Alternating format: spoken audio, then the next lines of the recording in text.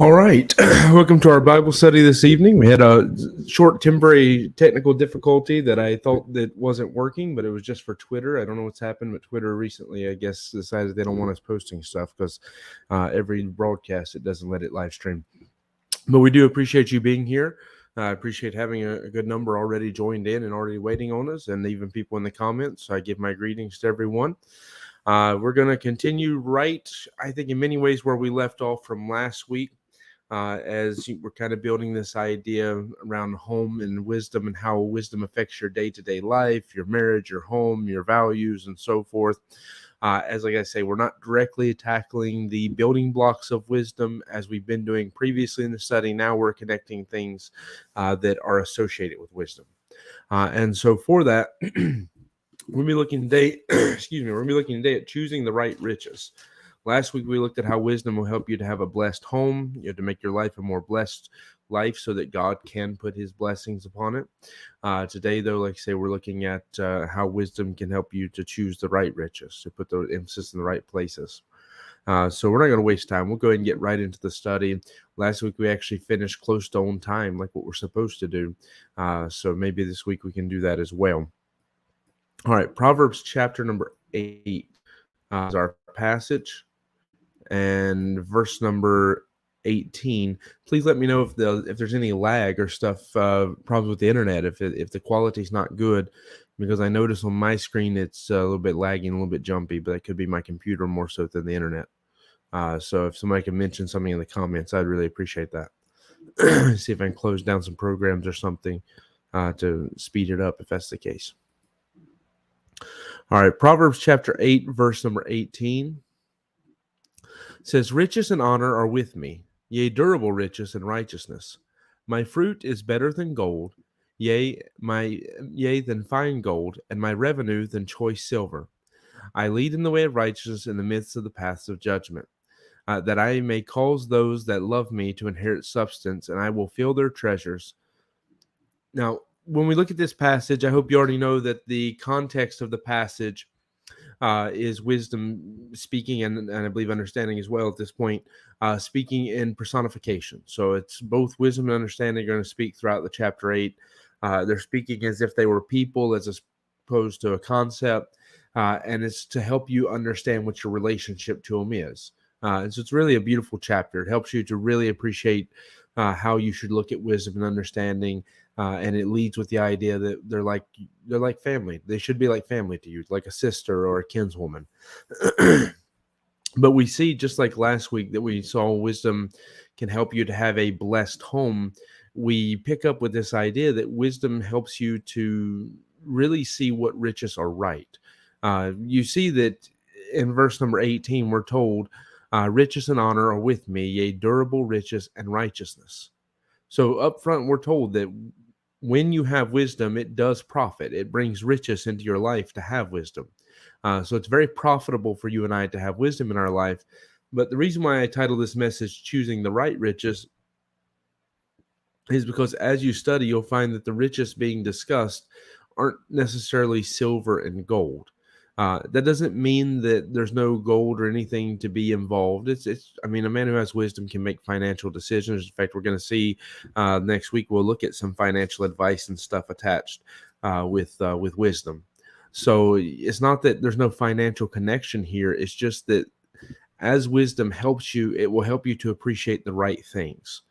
So first, I'm going to look at this from the perspective of riches, just in the way we would normally think, and look at some of what Proverbs says about this. And then we're going to see why it's important to see that the riches being offered by wisdom are better than gold, according to verse 19. My fruit is better than gold, yea, than fine gold, and my revenue than choice silver. And in order to do that, we're going to be jumping around and looking at a few verses throughout Proverbs where riches are discussed and find out what our relationship to this money in general. I use the term money so you understand that there's different kinds of treasure than just money. I mean, we always say the most important things in life money can't buy. That kind of mentality is what's going on in these verses. That wisdom can offer you things much more valuable than money. However, I do want you to see what Proverbs discusses about money, what it shows us, what it teaches us about this, so that we can better appreciate we can better appreciate what's being said here. So to do that, we are going to go to Proverbs 23, verse 4 and verse 5. I think one of the most important verses on money in the Bible. There's a lot of really good verses throughout the Bible, of course. Some really important things to study if you want to study money more deeply. Like I say, right now we're just looking at Proverbs and how it connects to wisdom. Maybe we'll reference some of those other verses as we go along. Proverbs 23, verse 4 says, "Labor not to be rich. Cease from thine own wisdom. Wilt thou set thine eyes upon that which is not? For riches certainly make themselves wings. They fly away as an eagle toward heaven." So we've talked about this verse. I've talked about it a lot in the church. It's a verse that I use a lot because, like I say, I do think in regards to our relationship to money and to riches, this is one of the most important verses. Obviously, all of Scripture is there for your profit, and it's all important. But this is one of those verses that really helps you to see how money should look in your life in terms of what your relationship to it should be. And what I mean by that is he starts with the statement. He's asking you, why are you laboring to be rich? Cease from thine own wisdom. He's saying the way you think. And remember, wisdom, while the best definition is probably going to be the ability to use knowledge, it's the ability to take what you know and apply it and use it and build something with it, to do something with it. The other idea behind what wisdom is, because of that, or in connection with that, is it really a lot of times is presented to you in the Bible as almost like a worldview, as a way in which you understand and see the world around you. And forgive me for using the word understanding. I don't want to cause any confusion with the principle of understanding, since that's its own concept. But when it comes to wisdom, as much as it's our ability to apply knowledge, the way that you apply your knowledge and the way that you see to do this is going to be shaped by your worldview. And that's why part of wisdom is that. And so when he says cease from thine own wisdom, he's not telling you to be foolish. He's telling you to stop looking at things the way you think you should, to stop trying to be wise in your own eyes, but to actually stop and think about this for a moment. And so then the question is asked, why do you labor for that which is not? And he says, riches make themselves wings, they fly away toward the heaven. And the idea is, riches are something that are completely unreliable. They come and they go. The best case scenario, you hold on to it for your whole life and leave it for your children. Most likely scenario is you spend your life hunting and chasing after something that has no value in it in eternity at all. And then your life is wasted on something that is nothing. So when he says that which is not, that's what he means. He means, why would you waste your life chasing for something that, if we're looking at this in a grand scheme, is nothing? Now, that's not to say that God's against you working. God's very much in favor of you working. That's not to say God's against you having money. God's in favor of you having money. He says that a righteous man will lay up treasure for his children and his children's children. So it's good that you have the ability to do stuff. In fact, one of the verses we've discussed throughout all of this, I'll go and throw it in there just so you have the other side of this coin, is Proverbs 27, verse 23. We've actually talked about this verse a few times as well. Even recently, we talked about this verse. Proverbs 27, verse 23, it says, "Be thou diligent to know the state of thy flocks, and to look well to thy herds. For riches are not forever, and doth the crown endure to every generation?" So he's saying, just like the crown doesn't last forever, kings come and go, empires come and go, dynasties come and go, all that stuff changes. Riches are not any more secure than any of that. I mean, most riches take their value from whatever governmental system gives it value. I mean, if you think about it, US dollars only got any value as long as that, let's say, dynasty, as long as the U.S. government is upheld. As soon as that crown falls, that money's worth nothing. We've seen that. I guarantee everybody who's grown up here in Belgium probably has like some little francs or something laying around that are worthless now. I know when I've took Nick to the scrapyard to sell off metal, it always amazes me because you'll just see bags of money that people are selling because it's only worth the scrap value of the metal now, because either it was discontinued or something of that nature. And so you see that those riches only hold value in the kingdom in which they are valued. So the same thing, you take certain money, you can't spend it anywhere else in the world because other people don't put value in it. It's too much trouble to try to change it. And so when we're looking at currency and the way it works, the thing you have to understand is God tells you to be diligent to know the state of your flocks. God expects you to, have some financial wisdom about you, to, lay up food for when you have need, to, take care of your family, to not just be this guy who we would say flies by the seat of his pants, has no idea what's going on and just, bounces around from one thing to another, hoping it all works out. God says it's not wise. That is foolish to behave like that.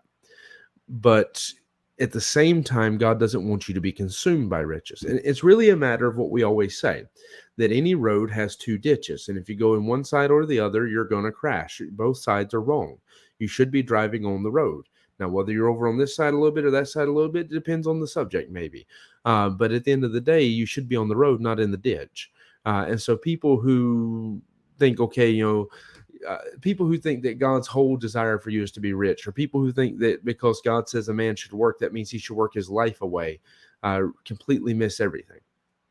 I mean, I'll say this. I've heard people make the argument that, in the Old Testament, they worked 6 days and on the seventh day they rested. But people who make those arguments tend to miss that they worked around their house. They weren't going into a job where in a monetary economy and all this kind of stuff. The nation of Israel was working primarily around their home. So it's different. I worked 6 days, and on the seventh day, actually, to be honest, I don't have a day of rest. But I was getting ready to say Sunday is my day of rest, but Sunday is my hardest day to work. So anyways, my point is, because I work from home, in reality, I probably work a lot more hours, maybe not as hard of work, and it's off and on, and it's at my convenience many times. But the number of hours I work are dramatically more than what they were when I worked for a factory or when I worked anywhere else, a machine shop, whatever. There I punched in, I punched out. I knew what my schedule was, and that was it. But when you work for yourself or you work at home, the hours are different. So God's commandment to them concerning working 6 days and taking one off wasn't that, oh, this is how you have to be, that you have to work 6 days from sun up to sundown. It was about, okay, you have 6 days to get done what you need to do, but one day belongs to God. If you think it's that you have to work 6 days, then you're missing the point. The point wasn't that you have to work 6 days. It's that you have to take a day off. That was the point of the commandment. And so my point is, I've seen people get in that side of the ditch, one, trying to use the Bible to justify it, and saying, well, they work 6 days. So that means I have to work 6 days and I have to work 12 hours or more because they work 12 hours or more. And I've seen all kinds of stuff like that. I've seen the other side where the love of money, which is the root of all evil, consumes somebody's heart, and they labor their life away, not without any regard for the will of God whatsoever. You want some good verses on that? That's James chapter 4 and chapter 5, the end of one, the beginning of the other. He's discussing this idea about people who just set their minds they're going to go make money with no regard for what God's will is. And so they just go off and go travel and go work wherever they want. And the expectation is one day I'm going to go back and then I'll serve God. And God says, it's not wrong that you went somewhere, but you should have said, God willing, we will go here or go there and do this or do that. And he tells them that their riches are nothing, that they're I believe he even mentions being moth-eaten or something at that passage. It's something that you see throughout the Bible is that riches are not supposed to be consuming to us. It's not supposed to be that you're trying to labor to be rich. And that's where the real line comes down in all of this. It's not that God's against a man working. God wants a man to work. It's not against God. It's not that God's against you having money or having savings accounts or having some financial savviness about you. All of that's fine. All of that's good. God encourages it. Like I say, he says a righteous man will lay up for his children and his children's children. The thing that God doesn't want you to do is be consumed by money. He doesn't want you to labor to be rich. So that the whole reason you're going to work is not because you want to take care of your family and make a decent life for them, because you want to provide for yourself and make a decent life for yourself, but because you want to be rich. That's when it becomes a problem. And so you have people in that ditch, one way or the other, whatever justification they use to get there, whether it's their love of money or whether that they try to misuse the Bible to get there, whatever, it's still a ditch. And then on the other side, you have the ditch of those people who will get up and preach that money's it's nothing. And then they emphasize it so much that they begin to try to get this mentality that we should just not have money. We shouldn't worry about money. You shouldn't care about any of these things. And I know people who will preach even that it's a sin to have a savings account or something like that. But that's, again, entirely contrary to scripture. You don't really have a verse for that. I mean, the people who will do that have to acknowledge, because they'll also preach against things like a weapon or something. And they'll use David, who's talking about, that some trust in swords and so forth. And he's talking about how he trusts in the name of the Lord. And there's multiple passages in Psalms where he says something like that. But David still had a sword. First thing David did when he got away from Saul was go and get Goliath's sword. I mean, it's not like David didn't have a sword. He just didn't trust it to take care of him. And so there's the other side of that relationship when it comes to riches, is God expects you to do decently, to work, provide, take care of stuff, do what you got to do to take care of yourself, your family, however you have to be diligent to know the state of your flocks, to put some effort into this to make sure things are okay. But at the same time, he wants you to not fall in love with that money and labor to be rich. So people who have you on this side telling you, okay, well, no, you just shouldn't take any thought of money whatsoever. You should just get rid of it and all this kind of stuff. And there's a lot of advice on that side. I mean, obviously, most people know what you've experienced that in some way. People who treat it like you're evil if you go to work or whatever. But that ditch is also bad. The other ditch is also bad. It's the road you have to drive on. And the road is labor not to be rich, but be diligent to know the state of your flocks. So your job is not that you're trying to get rich in this world, but you do have to take care of the basic needs of yourself and your home and so forth. That's just wisdom. So the idea then, when we put those two verses together, is that simple. You should stop trying to do things the way you think is right. Stop trying to get rich. Stop wasting your life on something that's nothing, but also be diligent to make sure you have the needs of your family and your house and so forth provided. Do what's right and take care of yourself and so forth. Now, if we continue that train of thought, though, and we try to consider what are riches in relation to us, if we're talking about money, then there's some other things to consider as well. Again, the point of this message is that there's things much more valuable than money in this life, but we're seeing that money is part of life, and it is a tool. It's something you work for. God tells you to do it, but it's not everything. Now, here's where it gets complicated a little bit in terms of our relationship to money and how we feel about it. Proverbs 13 and verse 8 says, "The ransom of a man's life are his riches, but the poor heareth not rebuke." So when he says the ransom of a man's life are his riches, there's really about two ways you can take that. The first is he's essentially saying that if you were to put a value on your life, like this is what somebody would trade for you, it's your riches. It's, how much money do you have and so forth.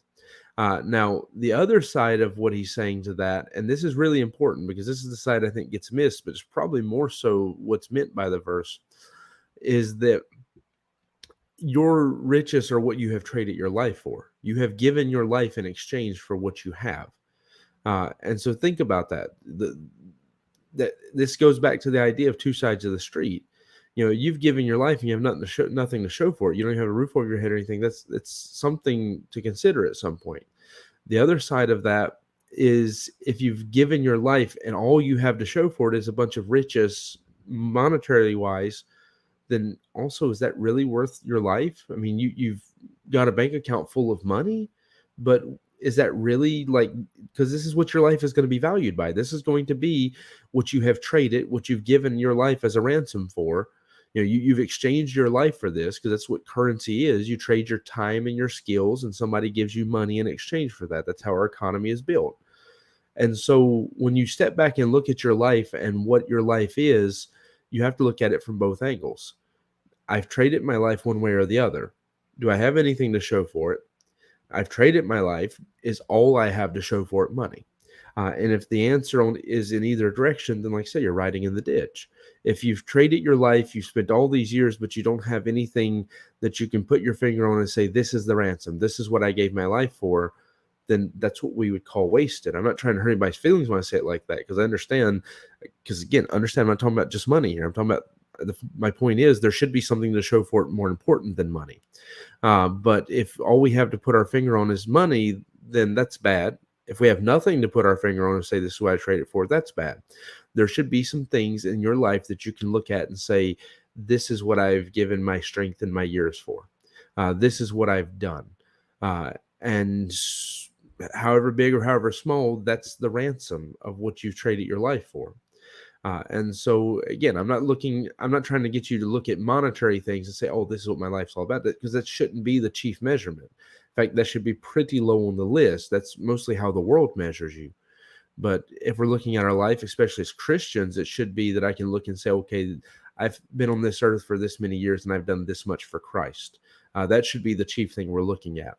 But at the end of the day, as people, if you don't have anyone you're leaving behind you that you need to take care of, then what I'm getting ready to say may not apply to you. But like as a father, I need, when this life is done, my primary goal is to know that I've done something for Christ. But I also need to know that I've left an impact on the lives of my children, and the way that I've raised them and the example I've set for them and so forth. But also, again, he says in Proverbs, a righteous man will leave an inheritance for his children, his children's children. So I want to make sure that my family's taken care of. If I go before my wife, I want to know that she doesn't have to worry about things. I don't want her to have to go bankrupt trying to bury me when all she needs to do is just put me in a bag and throw me in the canal. And Nick will get that in a minute. But the point is that when you really look at your life and what you've done with it, there should be something you can put your finger on of great value, greater than the value of money. Money can be on the list, it's fine, but there should be some things of value greater than money that you can put your finger on and say, this is what I've done with my life. Because that's what he's saying when he says riches are the ransom, the ransom of your life. This is what you've traded your life for. Then Proverbs 11 and verse 4. Riches profit not in the day of wrath, but righteousness delivereth from death. So he's saying that if you're putting your trust in riches, especially, again, we're going to talk about this in negative, mostly about monetary riches, but in truth, many riches, or any kind of riches, you could just about say this, when trouble really comes, like if God decides to bring down punishment on a life or something, when God starts handing out spankings, you can't buy your way out of that. You can't trade, you can't put your house down for mortgage and take out a loan. You can't do any of that stuff to get out of the trouble when the real problems come. Now, I understand that when medical problems come, you need money to pay for that. I get that. That's not what I mean. I'm talking about when God decides to do something, when he decides to deal with someone's life or so forth, money cannot answer that problem. You're not going to buy your way out of it. Then Proverbs 10 and verse number 15 says, the rich man's wealth is his strong city, and the destruction of the poor is his poverty. So he's saying that for a man who's rich, and when he says rich like that, he does mean someone with money. When he talks about treasures and riches, many times he's talking about stuff beyond just money. But normally when God says a rich man, he's talking about money. And so he's saying here that the rich man, his trust in his wealth, that's the thing that he's looking to take care of him. Whether it's when trials come or whatever, it doesn't matter for him. The thing he's looking for to take care of him is his riches. But consider going back to Proverbs 11, verse 28. I forgot to read this. It says, he that trusteth in his riches shall fall, but the righteous shall flourish as a branch. So he's saying if you're trusting riches to take care of you and get you by, you're going to fall at some point. If you do what's right, you'll flourish, you'll prosper, and you'll be blessed, kind of like we talked about last week. In fact, very much what we talked about last week, the whole point of what we talked about last week. But he's saying that if we're trusting riches, we're going to fall because riches are not stable enough to hold you up.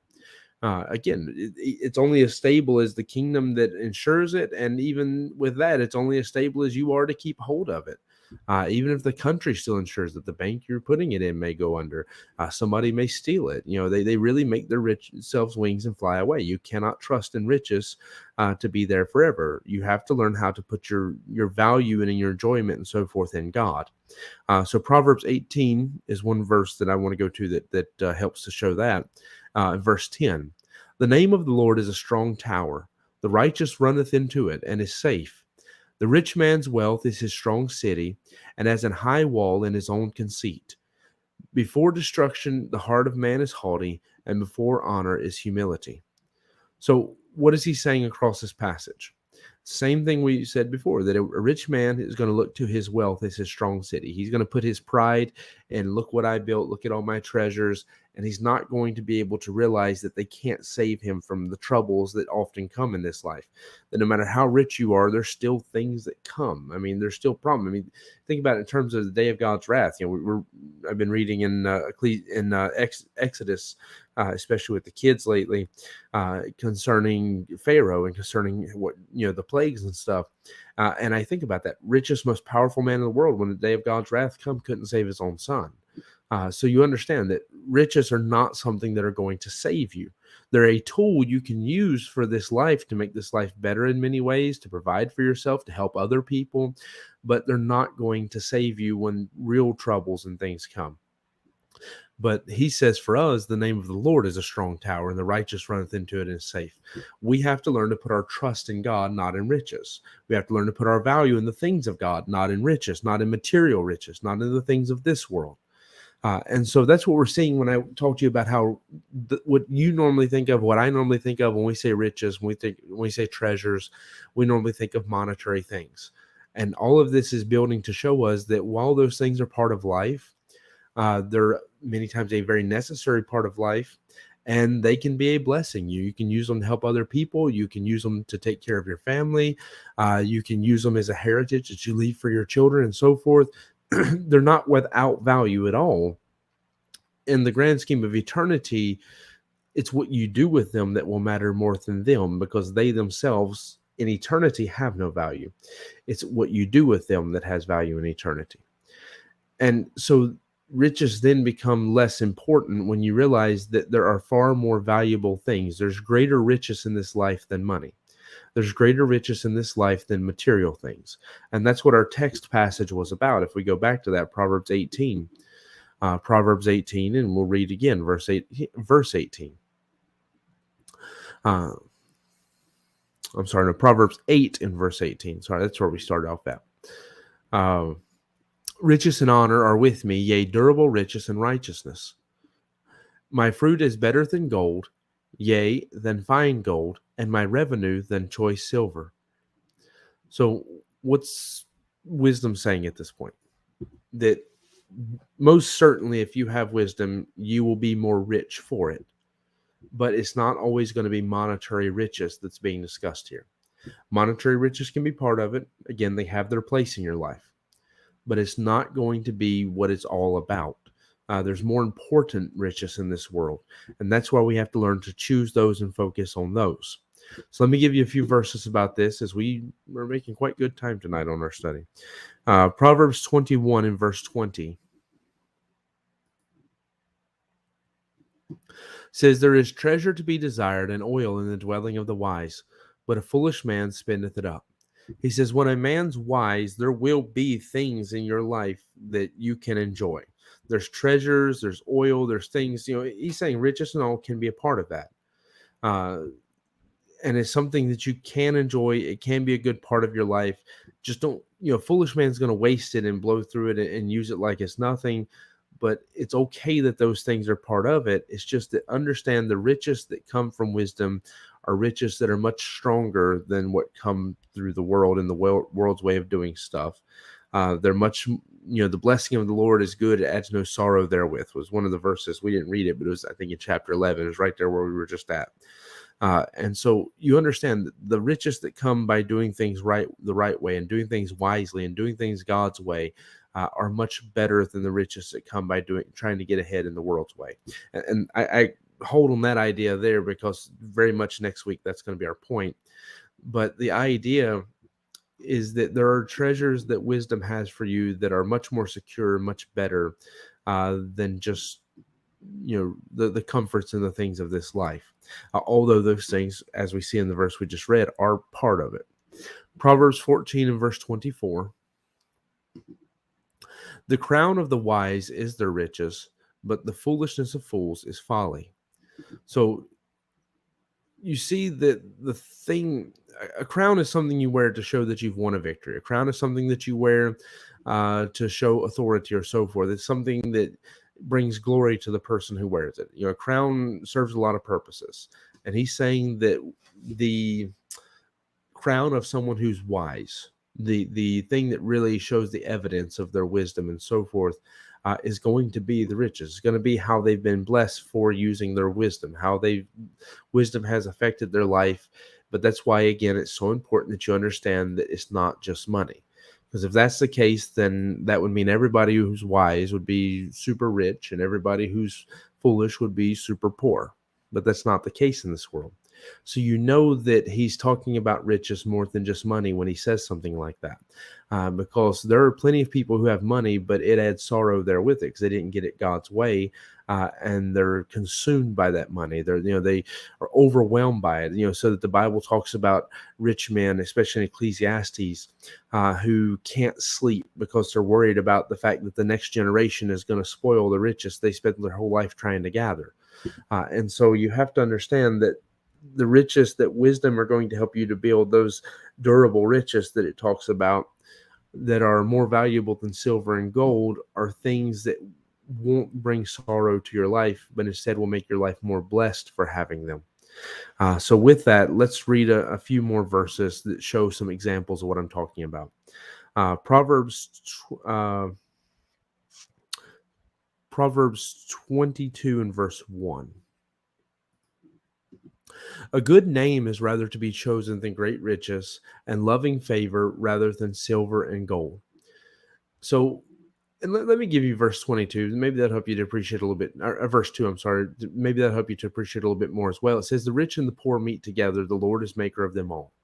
So the idea of that verse is that the rich and the poor have places where it's just their money doesn't matter anymore. So when you're born, whether you're born to a poor family or a rich family, it doesn't really matter. You're still just coming into this world. When it comes to being a sinner in need of a savior, rich or poor doesn't matter. When it comes to dying, rich or poor doesn't matter. There are certain places we all meet together, that we all are born into this world, a small baby that has to be taken care of by somebody else. We all live this life as a sinner who needs Christ as a savior. We all come to an end in this life where one day we'll go into a grave. So God's saying when it comes to riches, being rich or poor, just understand that there are places where that doesn't matter. Everybody meets together in the same place because God is the one who's above all. He's the one who's the creator, and we have to give an answer to him. Now, going back to verse 1, though, it says, a good name is rather to be chosen than great riches, and loving favor rather than silver or gold.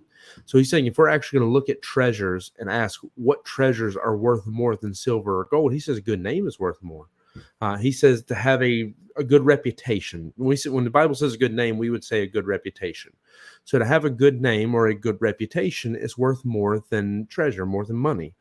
It's better that you have that. And there's so many ways that you can apply that idea. I mean, you think about it, if you're somebody who's in business for yourself, the thing that is more profitable to you many times is your reputation. Because you may let me put it like this. Maybe this will make it simple. Let's say you have a customer and you're making a deal with them. You have a choice.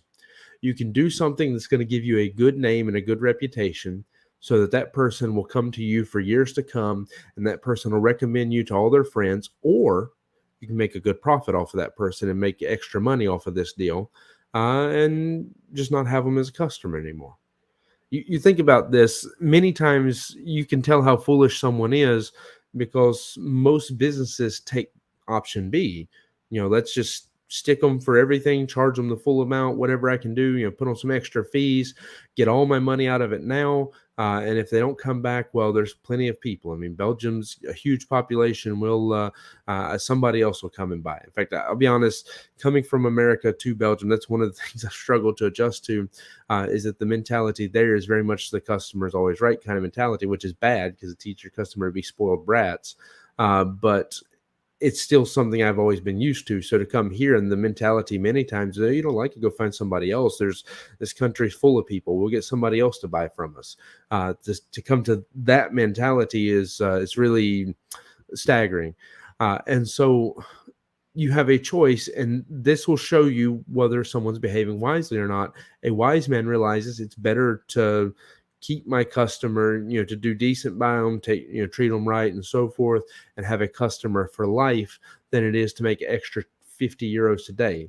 Because if I have them as a customer for life, then that, let's even say if it make 5,000 euros from them today, probably never going to compare to all the profit I'll make in years from them recommending me to all of their friends, from them bringing all of their work and all their needs. Wisdom helps you to consider that kind of stuff and see that that good name is worth more than whatever you were going to charge them and whatever profit you were going to make from this job. And that's why sometimes it's better to just help somebody for the name, for the recognition, for the reputation, more so than it is for the money itself. Now, don't get me wrong. If you run a business, you got to start charging at some point. But sometimes wisdom will tell you it's good to just help somebody if it's somebody who's appreciative and somebody who's going to be out there, putting out a good name for you. Now, the other sides of what this means, as far as like a good name is rather be chosen, is to understand that. And really, I don't know, see the other side. It's just the same thing. It's just maybe a different perspective of it. Is that if you have a lot of money, that money can only get you so far. Like you have it and that's it. Maybe you're wise enough to invest it or so forth, but that's not what I mean. That money can only do so much for you and then it's done. You spend it, it's gone. But that good name can continue to make profits for you. It can continue to get you through doors, get you into places that money can never get you. I've never been rich in my life, but I've always had a decent name, and I've never had a problem getting in places because of that. I've had plenty of like jobs, whatever. I've been able to just walk in the door. I've never had any kind of problems because my testimony, my reputation, all of that has always been good. I don't deserve many times how good it's been. It's just gracious that people have such, I don't know where they got that high the opinion that they get from me. They must not have actually paid attention to me when they were around me. But the point is that name has always been more valuable to me. Just like somebody who has good skills it's more valuable to them than money in the bank. If you've got a skill that you're really good at, and Mike's listening, so I'll use the example. He always says he has golden hands. He'll testify to this, that right now, as he's coming to a later part in his life where his body's giving out, it's a little bit different. But when he was younger, those hands were worth more to him than any money in the bank would be, because he could always go and find work. He could always go and find something to do because he has a skill. The same thing's true of a good reputation. A man who has a good testimony, good reputation, can always find somewhere to get ahead. So that name's worth a lot more. The other part of that would be, if you look at it from a spiritual side, that your reputation is what gives value to everything you say. And so having money is not going to make your words mean anything, but a good reputation allows you to be much more effective for the cause of Christ, because that allows people to actually, to hear the gospel you're preaching. It's kind of like that idea, would you rather be right, or would you rather have friends? In this case, you could be the guy who always wins the argument. You could be the guy who always makes the profit, always gets ahead. But at the end, you're losing things that cannot be quantified. The value of those things are worth more than what you're losing in the process, which again, I have to be careful because that's next week's message, some of that. Then the other side of this more so pertains to the home. In Proverbs 15 and verse 6 and also verse 16, we're going to read. It says, "In the house of the righteous is much treasure, but in the revenues of the wicked is trouble." Then verse 16, "Better is little with the fear of the Lord than great treasure and trouble therewith." So also let's put in there verse 17. "Better is a dinner of herbs where love is than a stalled ox and hatred therewith." So throughout this passage, what he's discussing is that there are things that are worth a lot more than money. He's saying in was the first verse 6, "In the house of the righteous is much treasure, but the revenues of the wicked is trouble." So he's saying someone who does right, there's going to be great treasure in their home. The ones who do wicked, what they're going to be rewarded for that is trouble. Now, if you drop down, then you get into verse 16 and 17, where you get this idea that it's better that you would have a good relationship with God and fear God than have great treasure and have trouble therewith.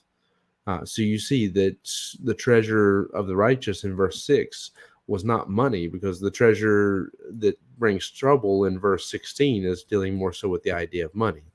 And so he's saying it'd be better that you have less money and you have a good relationship with God and you keep your focus on him. Then in verse 17, he says it'd be better that you don't have a lot to eat, that you have just some basic food. You have herbs, but you have a good heart, a good home, you have love there, than a stalled ox and hatred therewith. So to have, the contrast there, of course, is love and hatred. And you could apply it right back to that relationship with God. You can apply it to your how you care about other people. But the idea is that if you've got to make your heart bitter and full of hatred to get ahead, then you'd be better off to just stay poor. The idea is that if you have to do wickedness and to get treasure and all the troubles that come with that, you'd be better off to just be poor and fear God. So the truth is, the thing that's more valuable in this case is not money. It's a good relationship with God and a good heart. That's the two things he's putting value on in that verse. Then in verse 17, in verse number 1, it says, "Better is a dry morsel and quietness therewith than a house full of sacrifices with strife." So you see in this one, it's about your life and about having peace.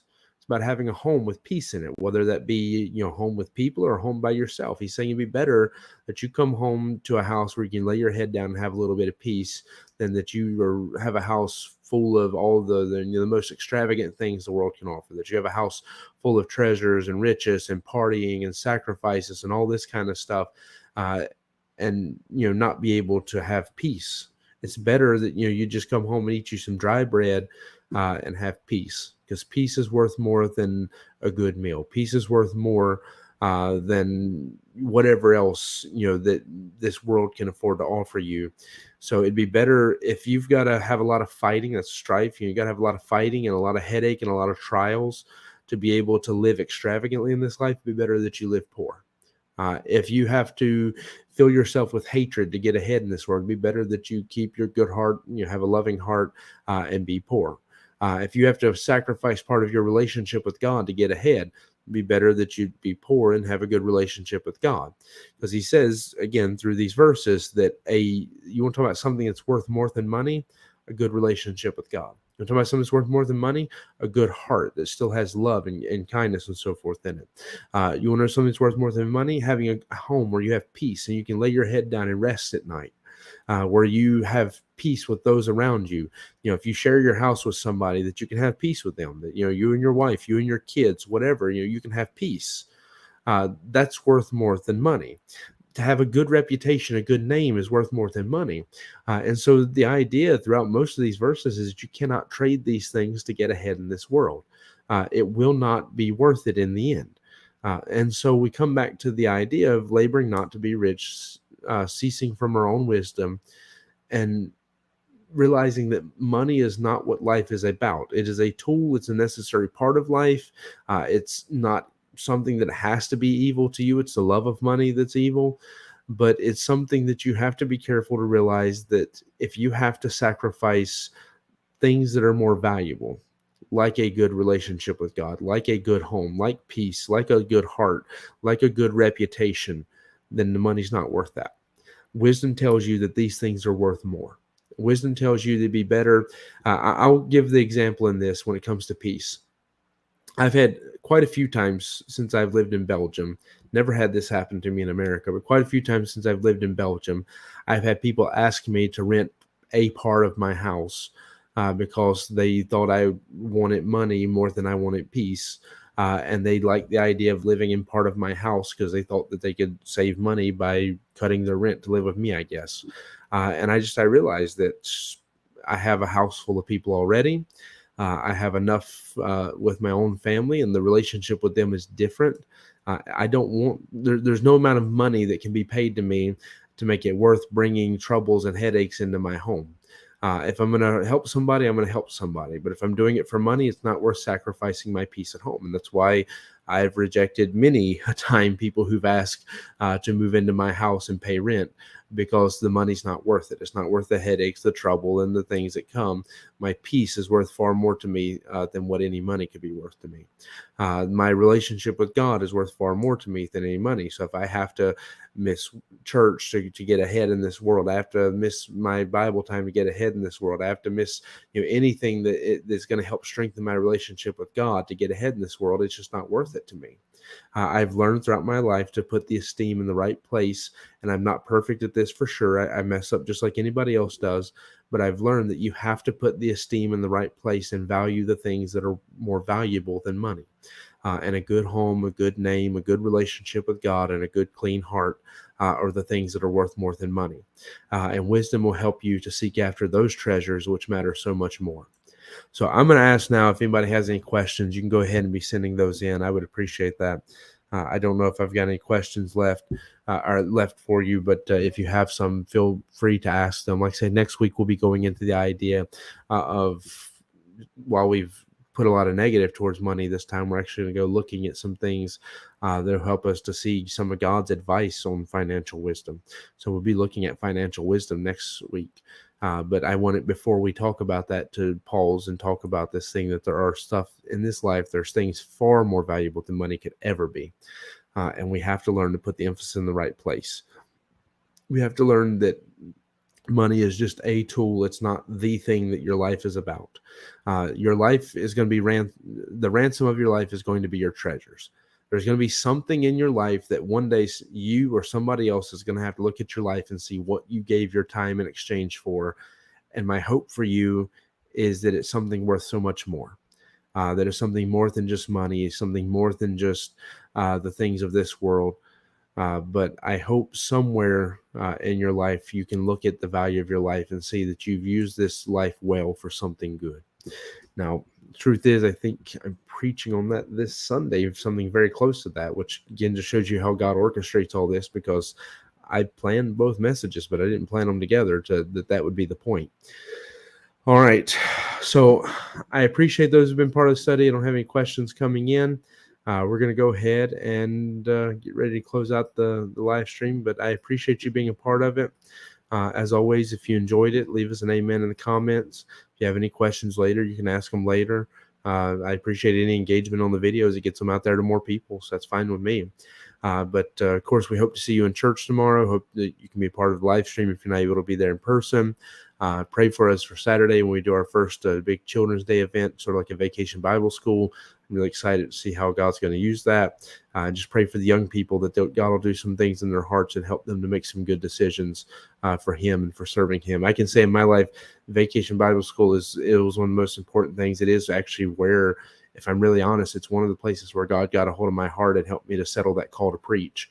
And so that's why I've always wanted to introduce this to our church and help put the teens and the kids and stuff in some places where God can work in their heart a little more specially.